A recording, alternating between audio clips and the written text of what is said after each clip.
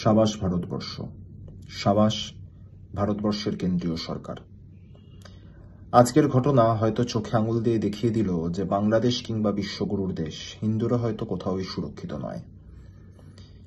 আজ থেকে কিছুদিন আগে, কিছু মাস আগে ইউনূস সরকার প্রতিষ্ঠিত হবার পর থেকে বাংলাদেশে যখন নির্বিচারে হিন্দুদের ওপর অত্যাচার করা হচ্ছিল, চিন্ময়ানন্দ মহারাজকে মিথ্যা মামলায় ফাঁসানো হয়েছিল, ভারতবর্ষের কেন্দ্রীয় সরকারের শাসনতন্ত্রে থাকা রাজনৈতিক দলের নেতারা বনগাঁর পেট্রোপোল বর্ডার থেকে বাংলাদেশ লাগোয়া প্রত্যেকটি সীমান্ত এলাকায় গিয়ে গলার শিরা ফুলিয়ে এমন বার্তা দিচ্ছিলেন যেন মনে হচ্ছিল ভারতবর্ষের ওপর যদি আক্রমণ আসে তাহলে তারা মুহূর্তের মধ্যে পার্শ্ববর্তী রাষ্ট্রকে দখল করে নেবেন এবং উচিত শিক্ষা দেবেন।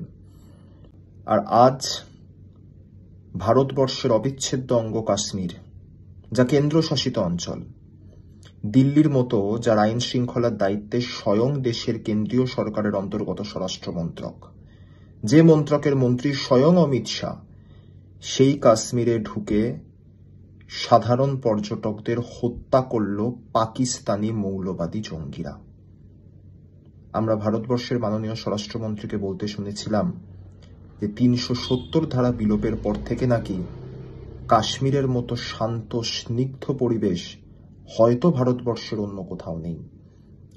২০১৯ সালে যখন পুলওয়ামাতে আক্রমণ হয়েছিল, কেন্দ্রীয় সরকারের সর্বোচ্চ পর্যায়ের পক্ষ থেকে বার্তা আসতে দেরি হয়নি। অত্যন্ত বলিষ্ঠ বার্তা এসেছিল, হাম ঘর মে ঘুসকে মারেঙ্গে। এয়ার স্ট্রাইক দেখেছিল গোটা ভারতবর্ষ। কিন্তু দুর্ভাগ্য, সামনের লোকসভা নির্বাচন ৪ বছর দেরি, আর বিগত লোকসভা নির্বাচন ১ বছর আগেই সম্পন্ন হয়েছে।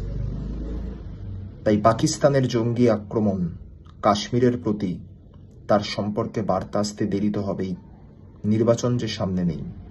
২০১৯ সালে যারা পুলওয়ামা এবং বালাকোট এয়ার স্ট্রাইককে সামনে রেখে দেশাত্মবোধকে মান্যতা দিয়েই শুধুমাত্র নরেন্দ্র মোদীকে আশীর্বাদ করেছিলেন, বিজেপিকে নির্বাচিত করেছিলেন, আজ তাদের ভাবনা চিন্তার সময় এসছে।